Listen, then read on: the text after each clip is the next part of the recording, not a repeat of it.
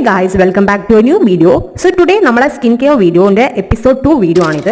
അപ്പോൾ എപ്പിസോഡ് 1 എൻ്റെ ചാനലിൽ ഉണ്ട്, കാണാത്തവർ എന്തായാലും പോയി കാണണം.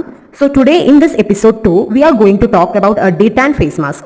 ഇപ്പോഴത്തെ ഈ ചൂട് കാരണം ഒരുപാട് പേര് ഫേസ് ചെയ്യുന്ന ഒരു പ്രോബ്ലം ആയിരിക്കും ടാനിങ്. അതിനുള്ളൊരു സൊല്യൂഷനാണ് detan face mask.